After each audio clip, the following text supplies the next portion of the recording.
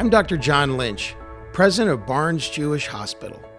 We are proud to bring you CURIOSUS, a publication from Barnes Jewish Hospital and Washington University physicians, which explores the art and science of medicine, discovery, and healing. We hope you enjoy this audio format, along with the many stories on our website. Together, let's continue to be curious about new ways to improve the health and well-being of the people in our communities. Thank you.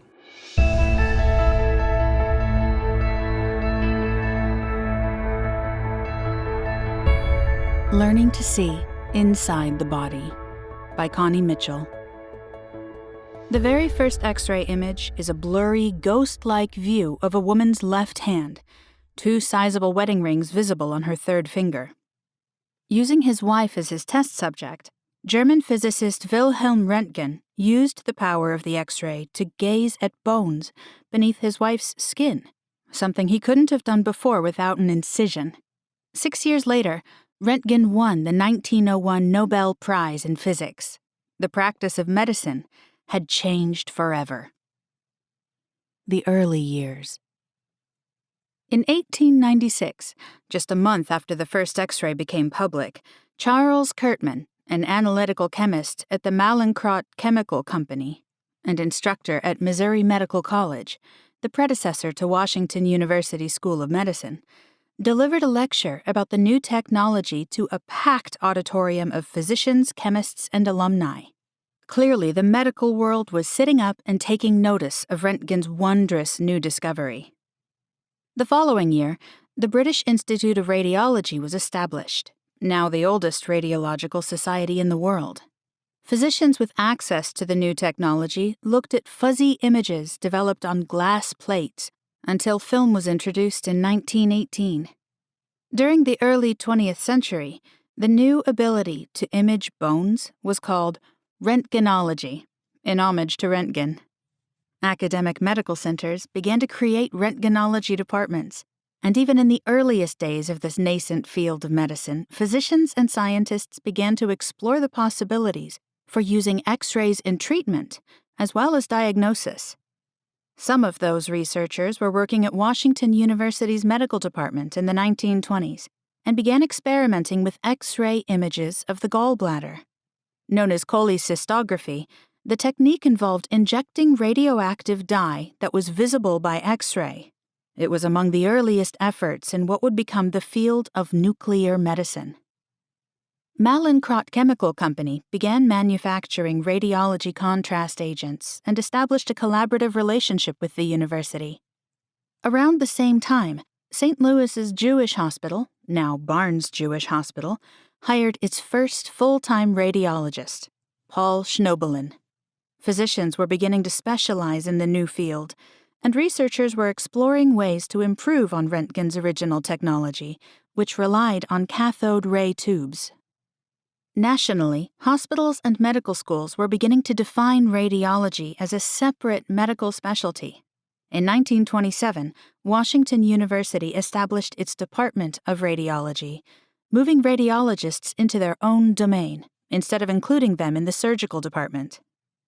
Having shed the cumbersome Röntgenology, the field became known as radiology. In 1929, the American Medical Association created standards for radiology departments, and specialists began seeking board certification in 1933. Around that time, planning began for a radiology institute affiliated with Washington University. Nationally known surgeon Everts Graham proposed the institute to his faculty colleagues, suggesting it focus on 4 areas: diagnostic services, radiation therapy, teaching, and research. In 1931, after several years of fundraising and planning, Mallinckrodt Institute of Radiology opened with major funding from the General Education Board and Mallinckrodt Chemical Company. Mid-20th century advances. Early forays into treatment with X-rays and radioactive compounds proved illuminating, but also presented an element of danger for patients and physicians alike.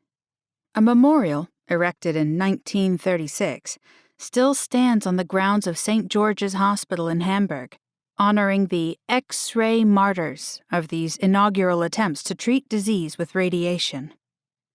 As scientists worked to understand the possibilities, effects, and limits of radiation in diagnosis and treatment, the field was poised to leap forward when physicist Ernest Lawrence used his new invention, the cyclotron, to create phosphorus-32, a nuclear isotope that was injected into a 28-year-old patient with leukemia to destroy the cancer.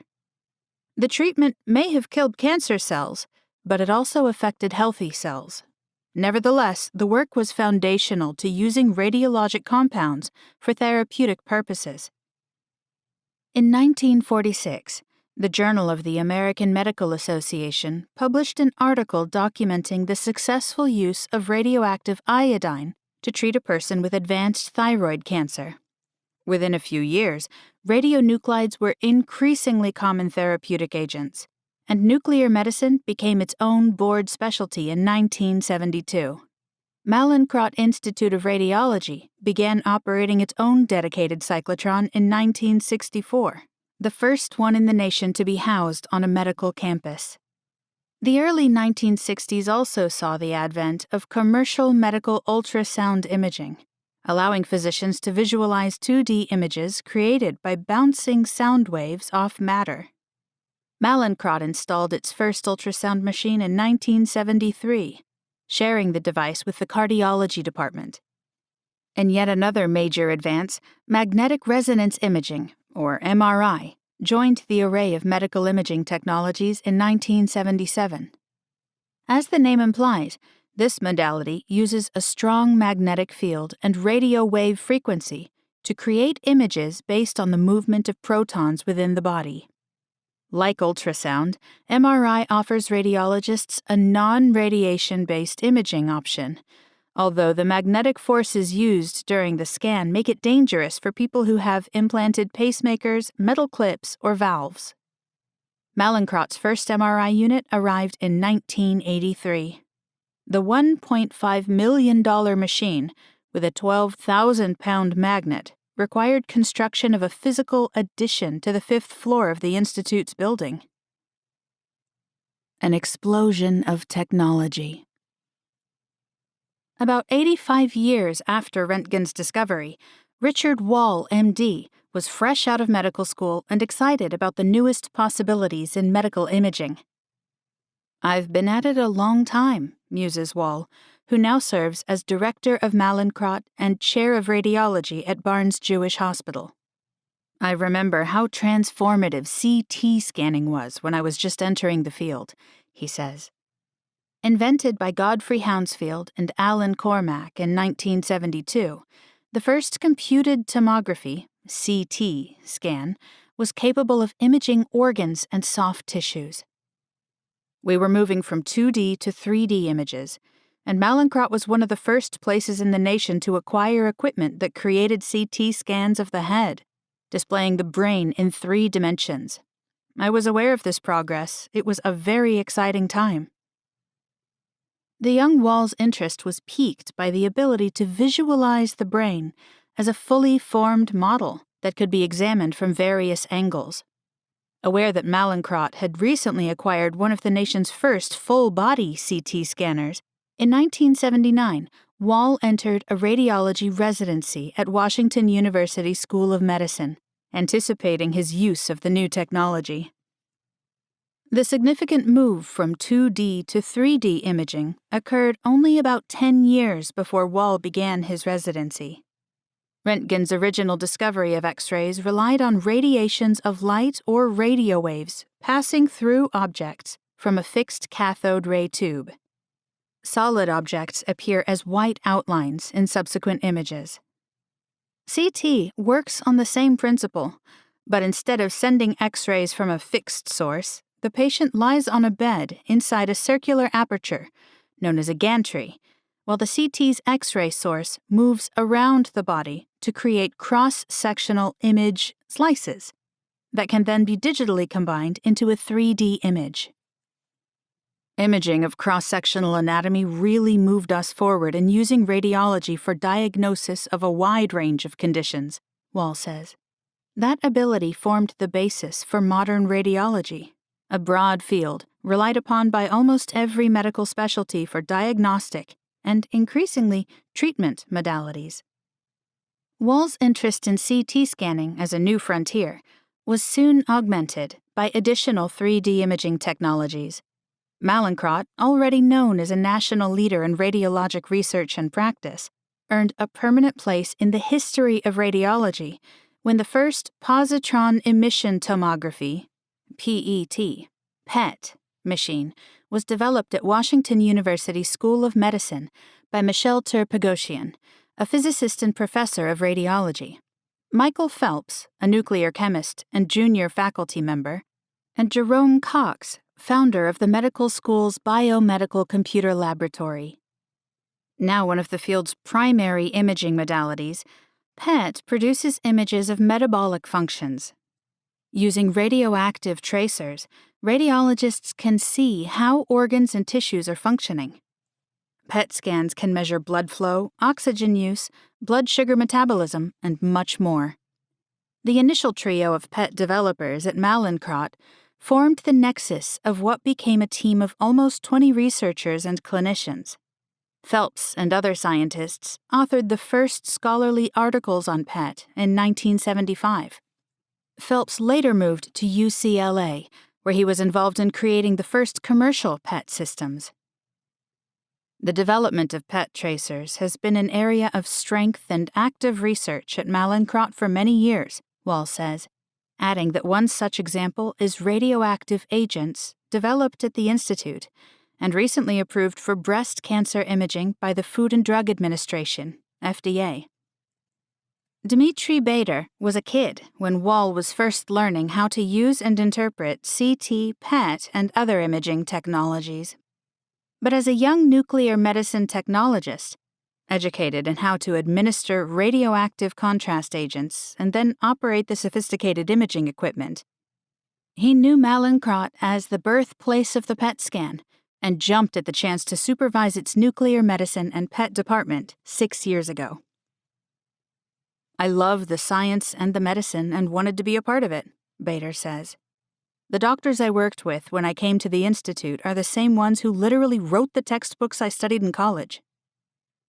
Bader, now serving as a program manager supervising CT, nuclear medicine/PET, and patient transport operations at Mallinckrodt, oversees about 200 people who perform about 130,000 CT scans and 10,000 nuclear medicine scans per year, making the Institute one of the busiest radiology facilities in the nation. He works closely with Lori Oberholzer, Interim Director of Radiology and Transport Services and Program Manager for MRI and Ultrasound.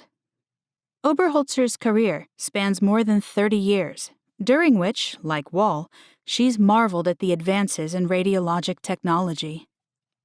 When I started working as a young radiographer, it took 25 minutes to perform a CT scan of the chest, abdomen, and pelvis, format it, and print the images on film, she says. These days, it takes less than a minute to complete the entire scan, reconstruct the images, and send the data to the radiologist for review. In today's world, managing images is similar to sending a text. You select your destination and hit send. Technology continues to advance, with the patient and end user as the priority for development, Oberholzer says. As the speed of radiologic technology increased, so did patient volume.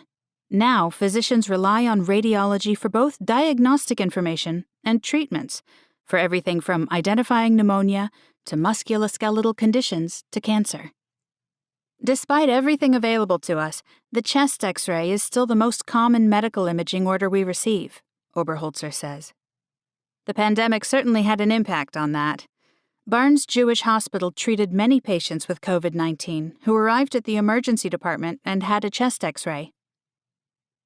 Since its founding 90 years ago, Mallinckrodt has grown to a more than 400,000 square foot facility. The 13-story main building is augmented by satellite facilities at Barnes Jewish Hospital and St. Louis Children's Hospital, as well as imaging centers and services provided throughout St. Louis and St. Charles counties, as well as other locations. We are a very, very collaborative organization, Oberholzer says. What we do touches virtually every single type of medical specialty. And to work with all those specialties and stay up to date on the rapidly evolving technologies, she says that radiologists and technologists have to be like chameleons. We're on the forefront of technology, so we're always learning, changing practice because things are developing so quickly. We want to offer our patients and providers the best imaging available. It's who we are and what we do to remain leaders in the field. The future is bright. Oberholzer's chameleon metaphor is apt, as Mallinckrodt continues to acquire among the newest technologies for state-of-the-art radiology service. A recent example is the addition of 6 new force scanners, lightning-fast CT machines, that allow patients to spend less time on the table and receive less radiation, while creating crystal-clear, full-color images that are available for almost instantaneous assessment. Bader compares it to having a garage full of Lamborghinis. Today's technologists and radiologists are on the cusp yet again of an exciting new era of medical treatment: theranostics. Scientists are finding new ways to concurrently target and treat malignancies and other disease-causing molecules with ever more sensitive and specific nuclear imaging abilities. Radiochemists work behind the scenes to identify molecular compounds that will carry therapeutic agents directly to cancer cells, leaving healthy cells intact. We're really building on advances in computing and artificial intelligence, or AI, to interpret images very consistently and efficiently, Wall says. In affiliation with White Rabbit AI, a California-based technology firm, Washington University scientists recently built an algorithm that helps radiologists better determine the need for follow-up diagnostics based on mammogram images. The software was approved by the FDA and is one example of how AI is being integrated into radiologic technologies. No matter how advanced the systems get, however, Wall says radiologists will always be needed to make final determinations of increasingly refined information. In fact, with the dawn of theranostics and other types of interventional radiology, radiologists are no longer the unseen doctors sitting in dark rooms looking at X-rays. Patients increasingly interact with radiologists and technologists during diagnostic and treatment appointments. Wall is as excited about the field now as he was in 1979, and Mallinckrodt Institute of Radiology is poised to continue its tradition of education, research, and service to the community, seeking new ways to view and treat the body from the outside in.